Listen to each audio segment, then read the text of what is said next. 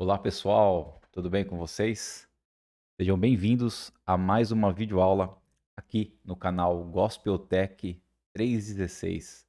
Eu sou o Alessandro Moraes e hoje nós vamos estudar juntos o final do capítulo 4 do livro de Efésios. Nós estamos aqui nesse estudo de Efésios. Hoje já é a aula número 17 e nós vamos estar finalizando então hoje o capítulo 4, né? Já é a quinta parte, já é o quinto vídeo que nós estamos estudando somente o capítulo 4 de Efésios. São coisas riquíssimas que nós estamos vendo.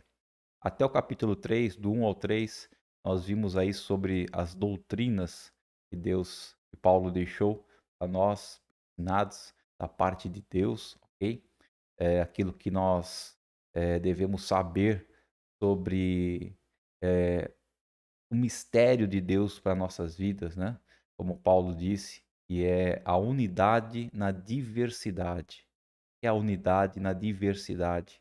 Nós entendemos que cada próximo, que cada irmão nosso, cada pessoa é diferente uma da outra, mas em Cristo somos todos um só, tá?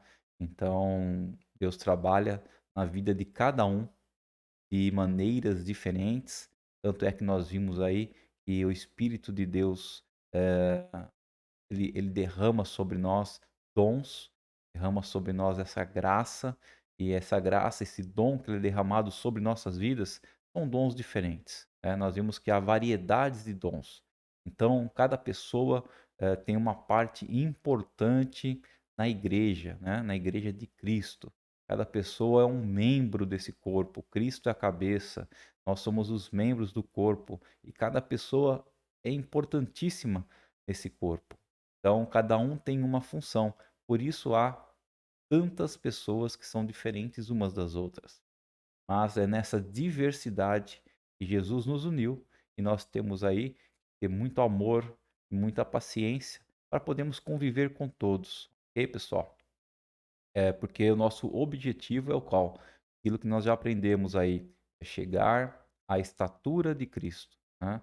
Chegar a um nível espiritual de Cristo. Você vai falar: "Não, mas isso é impossível, Cristo era Deus, isso e aquilo", ok, mas a cada dia nós temos que procurar crescer mais e mais. Cada dia procurar conhecer a palavra de Deus, conhecer a vontade, cada dia deixar o Espírito Santo ministrar em nossas vidas, para que nós possamos alcançar essa estatura, ou pelo menos a cada dia subir um degrau a fim disso. E nessa aula de hoje, nós estaremos, como todo o capítulo 4, que nós já vimos, nós estaremos aplicando, né, na prática, todo esse conhecimento, porque do 1 ao 3 é doutrinas, ensinamentos. E o capítulo 4, que nós estamos finalizando hoje, é ser cristão na prática. Que um cristão não deve e o que deve fazer. É isso que Paulo está nos ensinando nesse capítulo 4, ok? Espero que todos vocês tenham tido aí uma ótima semana na presença do Senhor e, enfim, que nós possamos hoje aqui estar juntos nesses minutos, podendo aprender um pouco mais da palavra de Deus. Amém, pessoal? Então, como sempre, vamos estar orando para iniciar essa aula. Se puder, você feche seus olhos aonde você esteja.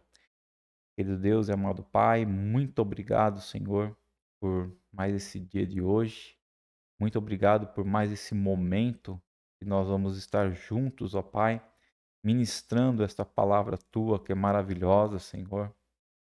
Eu te peço, ó Pai, que o Senhor nos abençoe com tua graça, com tua misericórdia, com teu perdão, com teu amor. E nesse momento que nós vamos estudar a tua palavra, Senhor, que o Senhor possa abrir nossos olhos, nossa mente, nossos ouvidos espirituais, para que possamos realmente deixar a tua palavra penetrar em nossa vida, fazer morada em nós, que a cada dia, Senhor, nós possamos praticá-las. Que nós não vivamos somente na teoria, mas que nós vivamos na prática, Senhor. É essa a diferença que nós temos que mostrar para o mundo. Assim como o Senhor disse, nós somos o sal da terra e a luz do mundo, Pai. Ou seja, somos nós que damos o gosto diferente, somos nós que iluminamos, Senhor, os caminhos, Senhor. enfim, somos nós que devemos fazer a diferença nesse mundo. Esse mundo que está a cada dia, Senhor, mais tenebroso, mais obscuro, Senhor, mais difícil de se viver para quem realmente conhece a Ti, conhece a Tua palavra e quer viver em santidade dia após dia, ó Pai.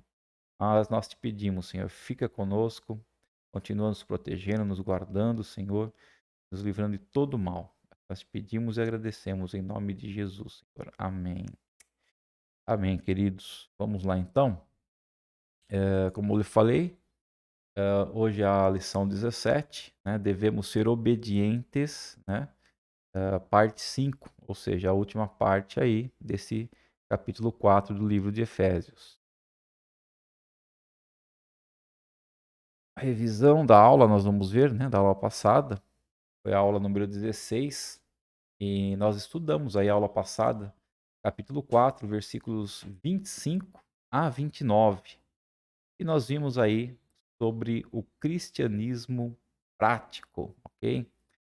Então nós vimos aí que o objetivo da fé cristã nunca foi nos tornar religiosos, mas transformar radicalmente nossa forma de pensar e dirigir nossas vidas, né? Então, o objetivo aí da nossa crença, né, da nossa fé em Cristo, não é nos tornar mais uma pessoa que simplesmente vai aprender aquilo que Deus quer e vai falar para outras aquilo, mas não praticar. As duas coisas têm que andar juntas, né? Não podemos ser hipócritas, como os fariseus eram na época, né, que Cristo mencionou e Cristo viveu aqui na terra. Então, nós não podemos ser hipócritas. Aquilo que nós estamos no dia a dia, a cada semana, aprendendo da palavra do Senhor, nós temos que praticar em nossas vidas. Então, ser cristão é isso, é você praticar, é deixar Deus dirigir nossas vidas. Nós vimos também 4 práticas cristãs que devemos vivê-las no nosso dia a dia, né? Quais são essas 4 práticas que Paulo nos deixa? Abandonar a mentira definitivamente e somente falar a verdade, né? É uma prática cristã. Segundo, não devemos ficar irados, mas se ficarmos irados, tem que ser por uma justa causa, ok? Aí Paulo até cita, né? O ódio, criminalidade, racismo, imoralidade ou blasfêmia e outros pecados contra quem? Contra mim? Não. Contra pessoas inocentes ou contra Deus, né? Então, se nós nos irarmos, tem que ser por uma justa causa, e geralmente essas causas justas é pecados que estão acontecendo ou acontecem com pessoas inocentes, com outras pessoas ou contra Deus, não contra nós. Vimos até exemplos, né, de Jesus, como que Jesus fazia bem isso. Então, quando Jesus via uma pecado, uma criminalidade, algo ruim com outras pessoas, ele ficava irado, né? E contra ele mesmo, como ele foi condenado, como ele foi açoitado, foi crucificado, nada disso ele se voltou contra essas coisas ou ficou irado contra essas coisas.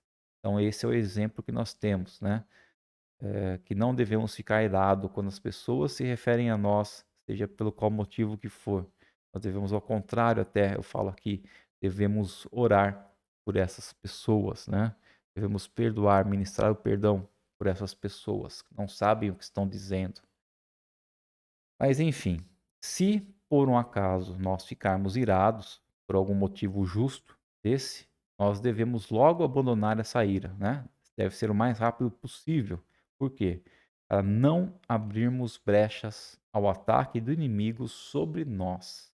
Porque nós aprendemos que a ira em nossas vidas só nos causa coisas ruins, né? A raiz de amargura em nossa vida, de tristeza, de ira, ela acaba nos adoecendo, né? Acaba abrindo brecha para o inimigo nos atacar. Então, se ficarmos irados, a gente possa resolver logo essa ira. A terceira coisa que Paulo nos ensina é: aquele que furtava, não furte mais. Antes trabalhe, para que tenha o que repartir com quem estiver em necessidade. Então, Paulo, ele só não fala assim: deixe de furtar, não furte mais e trabalhe para que você possa se sustentar a sua família, né? Então, ele além disso, ele vai falar das pessoas que ainda têm necessidade. Então, se nós furtávamos, deixe de furtar. Trabalhe. E aquilo que você ganha, você administre para que possa sobreviver e ainda ajudar aqueles que têm necessidade. E a quarta prática que nós vimos na aula passada é que nenhuma palavra torpe, né? O que é uma palavra torpe? São palavrões de baixo escalão, são perdão, pessoal, são obscenidades, fofocas, boatos, piadas sujas e outras coisas mais, né? Então, que nada disso, Paulo nos ensina, que nenhuma dessas palavras possa sair da nossa boca, mas que saia da nossa boca somente o que for útil para edificar as outras pessoas, né? Então, como devemos realmente falar conforme a necessidade e ver que quando nós falarmos algo, essas palavras possam edificar, possam ensinar, possam regardir o coração das outras pessoas. A gente possa ser sempre uma bênção na vida das outras pessoas através da ministração da nossa palavra, né?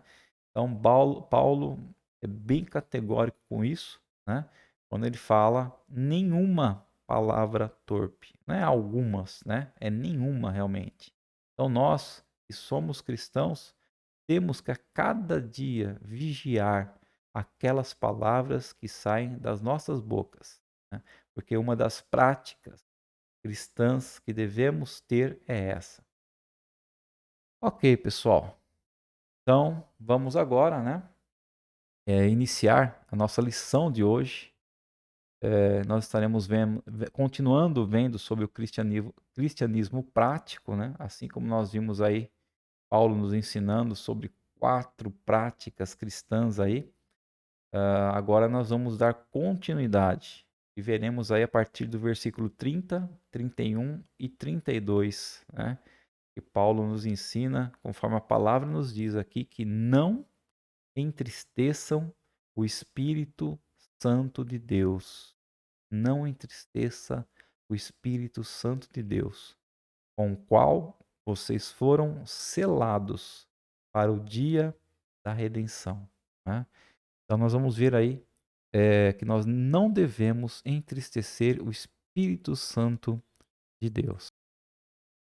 Então, pessoal, a primeira coisa, né, segundo aí uma citação de John Stott, que fica evidente é o quê?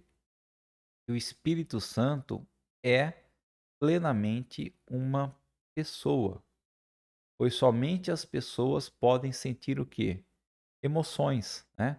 Como dor, tristeza e aflição.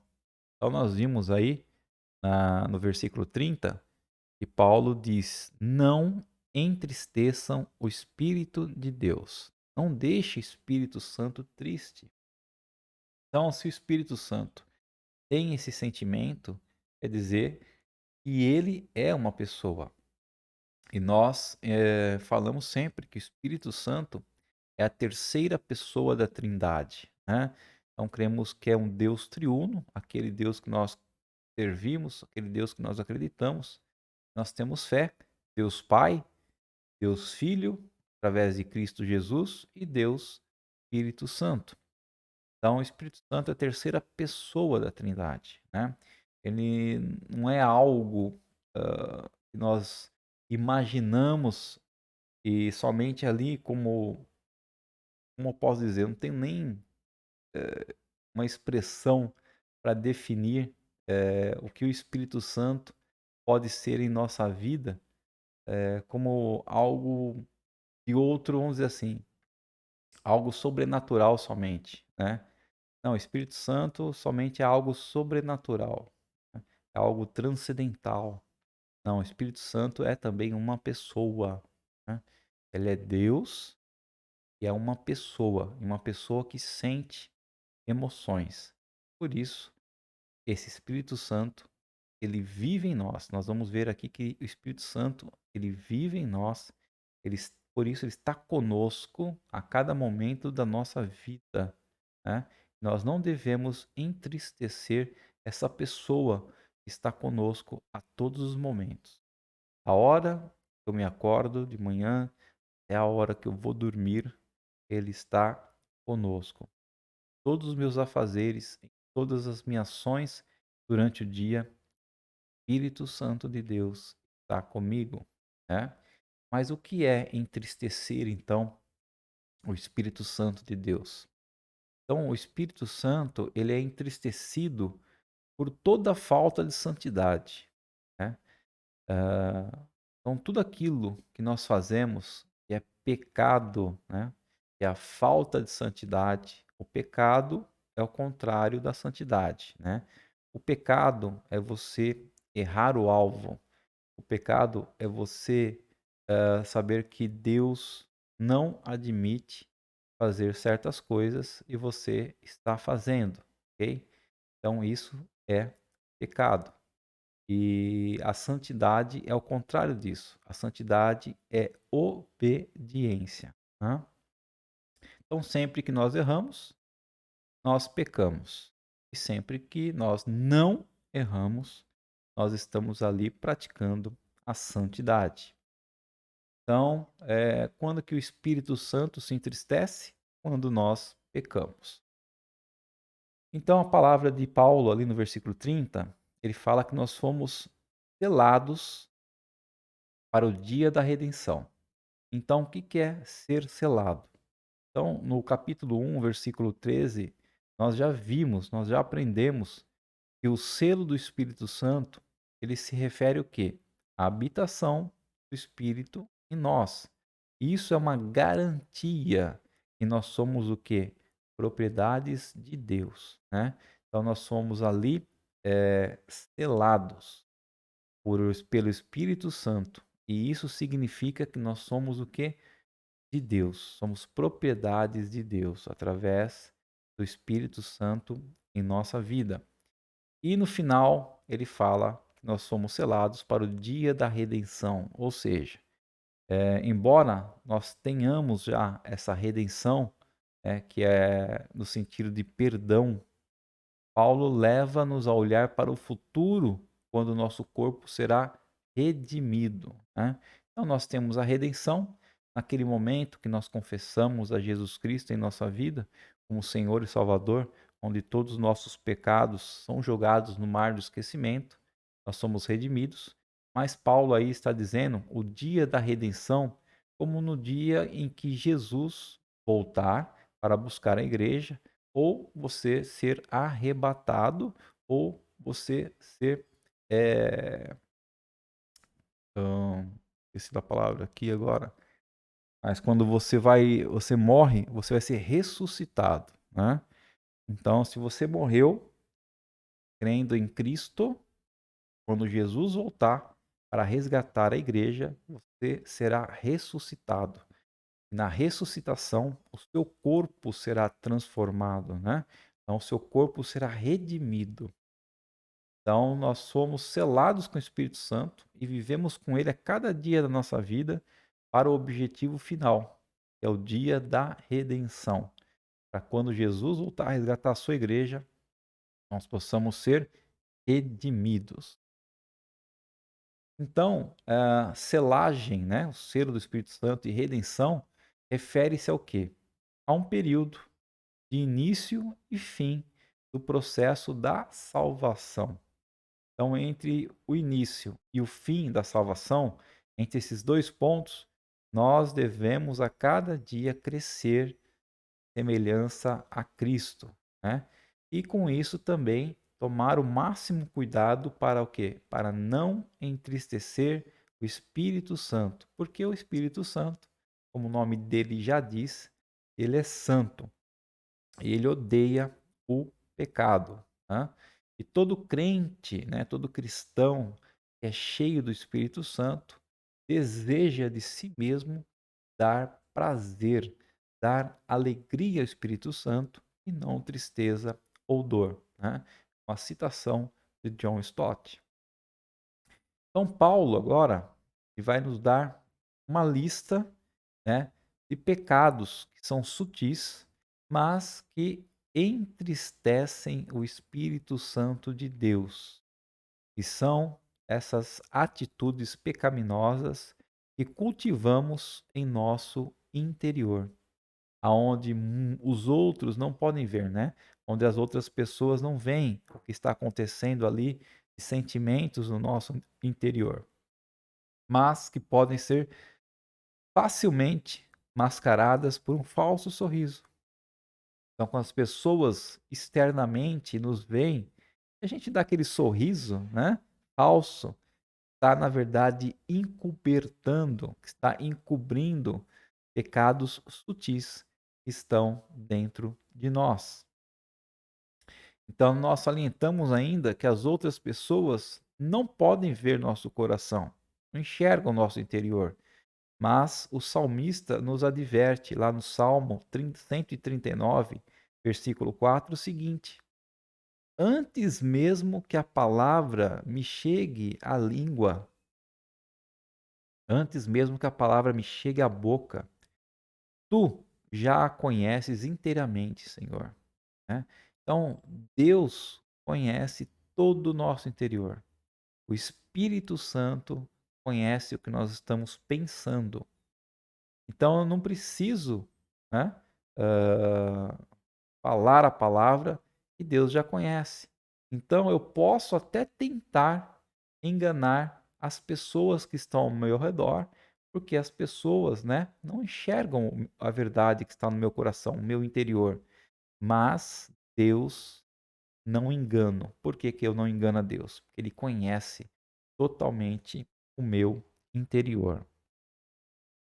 Bom, então, aqui nos versículos 31 e 32, né, do capítulo 4 aí, finalzinho do capítulo 4 de Efésios, Paulo nos ensina sobre o que nós não devemos fazer para entristecer o Espírito Santo e o que nós devemos fazer para alegrar o Espírito Santo. Amém, queridos? Então, versículo 31 e 32 diz assim: Livrem-se de toda amargura, indignação e ira, gritaria e calúnia, bem como de toda maldade.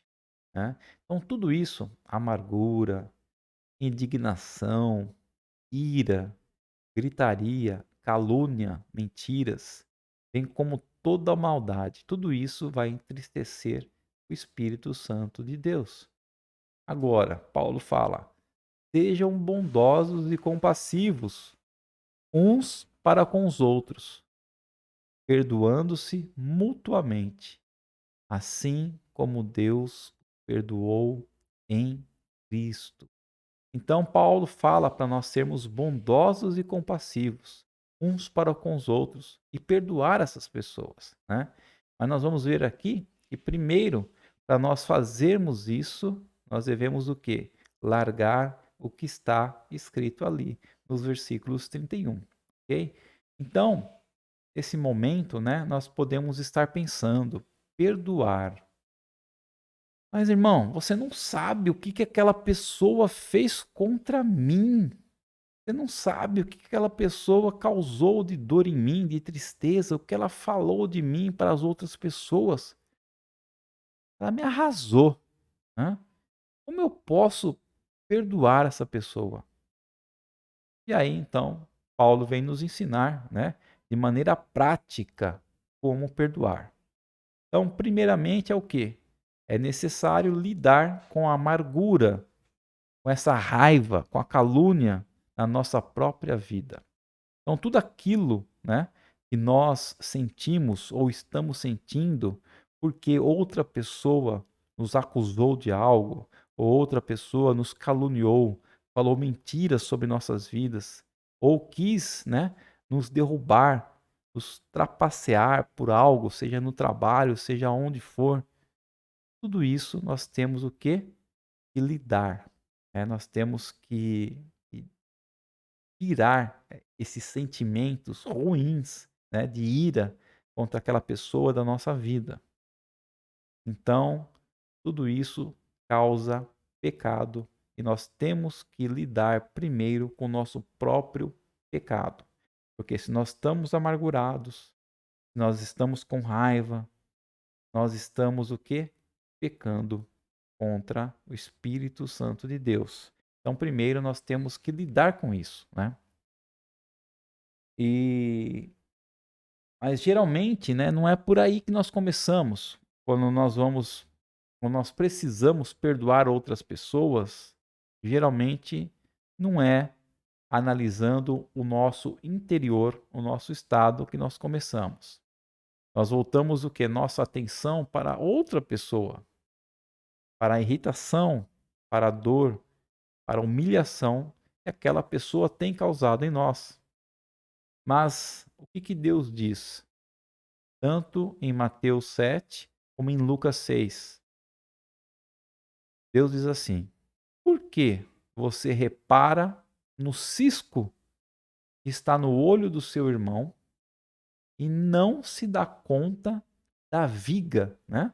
Do tamanho da madeira que está em seu próprio olho? Né? Em outras palavras, você está vendo e acusando somente o pecado que aquela pessoa, aquele seu próximo, está cometendo, mas você não está vendo, não está analisando o seu próprio pecado, o pecado que está na sua própria vida e muitas vezes é maior do que o pecado que está na vida do seu irmão. Então, nós temos que começar avaliando a nós mesmos, né? Avaliando os nossos próprios pecados, ao invés de estar querendo acusar, ao invés de estar querendo subjugar ou pré-julgar a vida do nosso irmão. Então, o Salmo 139, versículos 23 e 24 diz assim: sonda-me, ó Deus, e conhece o meu coração. Prova-me e conhece as minhas inquietações. Vê se em minha conduta algo te ofende e dirige-me pelo caminho eterno. Então, essa é uma oração que nós devemos fazer diariamente. Essa oração que o salmista deixou para nós. Sonda-me, ó Deus, ou seja, vê o que está ali no interior, no mais profundo do meu coração. Conhece-me através dos meus pensamentos, através dos meus desejos e prova-me, né? Conheces as minhas inquietações, aquilo que eu estou pensando no meu dia a dia, aquilo que eu estou fazendo no meu dia a dia e tem te ofendido ao Espírito Santo de Deus. Me mostra, né? Me mostra para que eu possa consertar isso em mim primeiro, para que eu possa a cada dia andar em direção à vida eterna. Então é isso que nós devemos fazer. Nós devemos primeiramente analisar a nossa própria vida, os nossos próprios pecados, as nossas próprias ações, antes de estar pré-julgando, né, a vida dos outros. Então, esse é o primeiro passo a ser dado.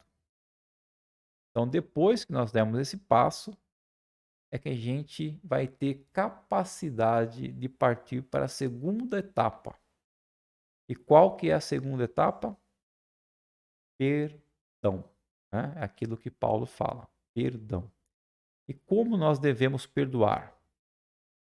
Paulo nos responde no livro de Colossenses, capítulo 3, versículo 13, que diz assim: portanto, como povo escolhido de Deus, santo e amado.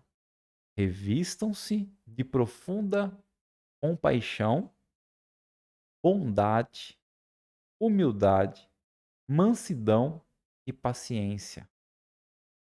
Suportem-se uns aos outros e perdoem as queixas que tiveram uns contra os outros. Perdoem como o Senhor lhes perdoou. Né? Então, todo cristão deve a cada dia buscar ser como Cristo, ser mais parecido como Cristo. De que forma? Ter compaixão, ter bondade, humildade, mansidão e paciência, né? Assim como Deus nos perdoou, nós devemos perdoar nosso próximo.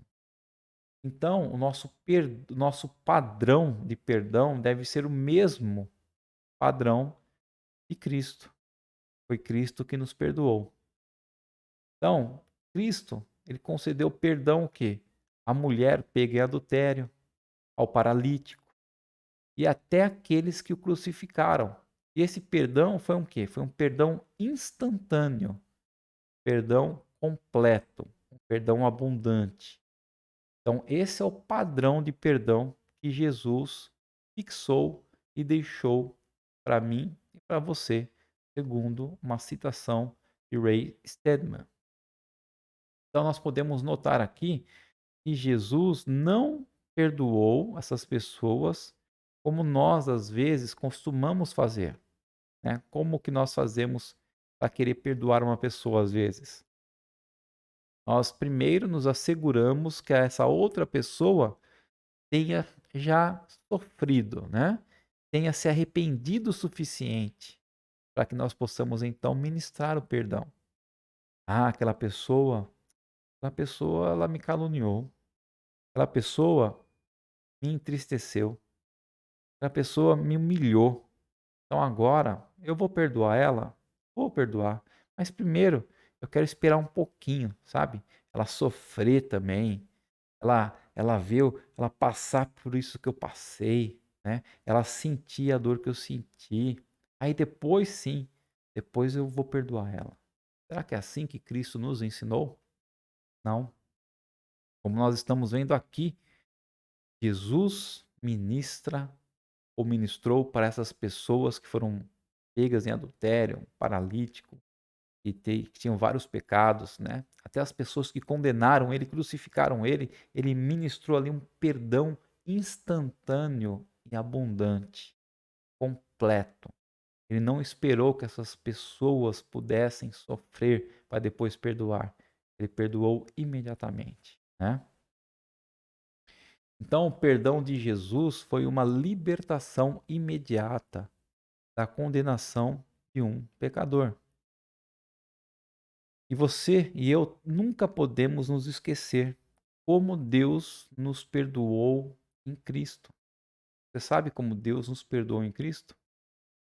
Ele nos perdoou antes mesmo de haver qualquer sinal de arrependimento na nossa parte. Então, antes de eu me arrepender, antes de eu confiar em Cristo, antes até mesmo de eu abrir a minha boca para confessar ao Senhor, Ele já tinha me perdoado em Cristo Jesus. No momento, então, que eu me virei para Deus, que você se virou para Deus, que nós nos arrependemos, nós já descobrimos que o nosso perdão já estava lá. Como diz Efésios capítulo 1, versículos 4 e 5. Né? Antes mesmo da criação do mundo, Deus já tinha nos elegido, Deus já tinha nos escolhido e já tinha nos perdoado em Cristo Jesus. Deus já estava ali movendo, nos escolhendo e movendo o nosso coração em direção a Ele. Né? Efésios, capítulo 2, que nós já vimos aí, os versículos 4 e 5 diz assim: Deus que é rico em misericórdia, pelo grande amor com que nos amou, deu-nos vida com Cristo, quando ainda estávamos mortos em transgressões.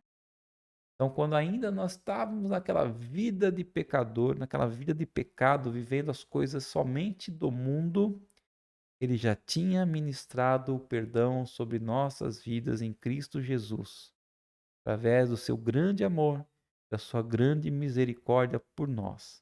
Amém? Então, antes que eu desse qualquer sinal de arrependimento, Deus já havia me perdoado. Então, é assim que nós devemos ser com o nosso próximo. Assim como Deus nos perdoou em Cristo Jesus, nós também devemos perdoar as pessoas que nos fez mal, que pecaram, que nos humilharam, que nos deixaram irado, dessa mesma maneira. Conceder o perdão para essas pessoas sem ao menos esperar alguma reação delas, né? Nós devemos perdoá-las. Sim, que nós já sentimos que aquelas pessoas pecaram contra nós e nos fizeram mal, nós não devemos esperar ela sentir algo que nós estamos sentindo ou coisa pior. Nós devemos já perdoá-las instantaneamente. Por quê? É difícil? Muito difícil, porque somos seres humanos, porque temos sentimentos, porque o nosso coração, né, nossa alma que gera esses sentimentos, é uma alma enganosa. Então, para nós é muito difícil, às vezes, ministrar o perdão. Mas nós temos que ter essa certeza que a palavra de Deus não mente, a palavra de Deus não falha. E se a palavra de Deus está nos ensinando que nós devemos perdoar imediatamente as pessoas como Deus nos perdoou, nós devemos fazer isso porque é o melhor para nós. Amém? A palavra de Deus não falha, queridos. Apesar do nosso sentimento, nossa alma às vezes querer nos dizer ao contrário, né? Mas a palavra de Deus é uma e ela não falha. E por fim, nós temos que encarar, né, a realidade. Deus me perdoou de uma vida de pecado e rebelião e causou a própria morte na cruz de Jesus, seu Filho unigênito. Mas, mesmo assim, Deus não se voltou contra mim por eu ter causado, pelo meu pecado, ter causado a morte do seu filho. Olha só, imagina uma situação minha ou sua. Alguém vai e sequestra nossos filhos, ou seja lá o que for, e mata um filho nosso. Causa a morte do nosso filho. Qual é o sentimento que nós teremos contra essa pessoa? Isso me fez relembrar agora, para aqueles, é lógico, que já viram, né, ou já leram o livro A Cabana. Né? A Cabana conta uma história bem parecida com isso. De um homem que tem a sua filhinha sequestrada e esse sequestrador, ele abusa dessa menina, essa menininha, e mata essa menininha, né? E aí Deus, então, o leva a um momento, uma cabana, e ali ele tem uma experiência transcendente, né? Uma experiência muito sobrenatural, onde Deus vai ensinar esse homem a perdoar o sequestrador que matou a sua filha. Então, é algo terrível, é algo difícil, mas nós temos que seguir o exemplo de Deus. Deus nos perdoou e foi por causa dos nossos pecados que o Filho dele, Cristo, foi crucificado. Então, Deus não se voltou contra nós por causa disso. Ele nos perdoou, ele nos ama e quer ainda nós como sendo seu filho. Deus quer nos fazer filhos dele. Então, da mesma maneira, nós temos que perdoar aquelas pessoas que têm errado contra nós, aquelas pessoas que têm feito algo de ruim contra nós. Romanos 5, versículo 10 diz assim: Se quando éramos inimigos de Deus, fomos reconciliados com Ele mediante a morte do seu Filho Jesus, quanto mais agora, tendo sido reconciliados, seremos salvos por sua vida. Né? Então, Deus, muito mais do que nos perdoar, ele nos deu a vida eterna através de Cristo Jesus, através do sacrifício de Cristo por nós. E aí, para finalizar com uma citação de Ray Stedman, ele diz o seguinte: Essa é a essência do cristianismo. Essa é a natureza do Espírito Santo em nós. Quanto mais nos entregamos ao controle do Espírito Santo, mais bondosos, compassivos, perdoadores autênticos e mais cristãos. Ou seja, o que é ser cristão? Uma pessoa semelhante a Cristo nos tornamos. Amém, queridos? Então, isso é o auge, a essência do cristianismo, né? A principal coisa do cristianismo, essa natureza do Espírito Santo em nós, é nós nos entregarmos ao Espírito Santo, né, para sermos a cada dia mais parecidos com Cristo, cada dia mais bondosos, compassivos e perdoadores. Amém, queridos? Então, nossa aula 17, né, termina por aqui. Capítulo 4 do livro de Efésios termina por aqui. Semana que vem iniciaremos o capítulo 5. E eu espero que você, que ficou comigo até esse momento, possa ter aprendido aí com a palavra do Senhor, que nós temos o Espírito Santo em nossas vidas, ele permanece em nós a cada momento e que nós não devemos jamais entristecer o Espírito Santo através das nossas falhas, através dos nossos pecados. Nós temos que ministrar, né, bondade, compaixão, amor, perdão. E a forma de nós perdoarmos outras pessoas deve ser uma forma instantânea e completa. E não deixar essas pessoas passarem, né, por coisas ruins, aprenderem uma lição para podermos perdoá-las. Porque não foi assim que Deus fez conosco. Deus ministrou perdão instantâneo sobre nossas vidas. Ok? Pessoal, então, se vocês gostaram dessa aula, né, eu peço principalmente que compartilhem com outras pessoas a palavra de Deus, a palavra que ensina, a palavra que nos resgata, a palavra que nos faz crer na eternidade, que muda nossas vidas, né? Compartilhem com outras pessoas. Deixem o like aí no vídeo, seu joinha, para que possa o YouTube, essa plataforma, né, poder indicar automaticamente esse vídeo também para quem entrar no canal. Bom, pessoal, eu vou ficando por aqui. Vamos estar orando para encerrar essa videoaula de hoje, né? E espero que você tenha uma ótima semana na presença do Espírito Santo de Deus. Querido Deus e amado Pai, muito obrigado por esse tempo, Senhor, que o Senhor ministrou em nossos corações. O Senhor ministrou a Tua palavra que nos ensinou e que nós possamos a cada dia realmente viver, ó Pai, dando alegria para Ti, Senhor. Dando alegria para Teu Espírito Santo que vive em nós, ó Deus. Que a cada dia nós possamos viver ministrando perdão autêntico a outras pessoas, ó Deus. Possamos viver ensinando a elas que nós, como cristãos, estamos subindo um degrau por vez para nos parecer cada vez mais com Cristo, com bondade, com compaixão, com santidade, com perdão. Pai, nos ensina a cada dia, Senhor, e ministra em nós realmente essa alegria de compartilhar a tua palavra, de compartilhar a ti, ó Deus, que é o nosso único Salvador, é aquele que tem preparado para nós na eternidade todas as coisas, ó Deus. Nos ajuda a viver nesse mundo de hoje que nós estamos vivendo, esse mundo tenebroso, esse mundo onde o relativismo está operando e todas as coisas nós podemos fazer dependendo do nosso ponto de vista. E não é isso que a tua palavra ministra em nossas vidas. A sua palavra é absoluta. A sua palavra nos ensina exatamente como nós devemos te amar e viver principalmente com outras pessoas. Obrigado por tudo, ó Senhor. Nos dê uma ótima semana na tua presença. Nós pedimos e agradecemos em nome de Jesus. Amém. Falou, pessoal. Um grande abraço para todos e até a semana que vem, se assim o Senhor nos permitir.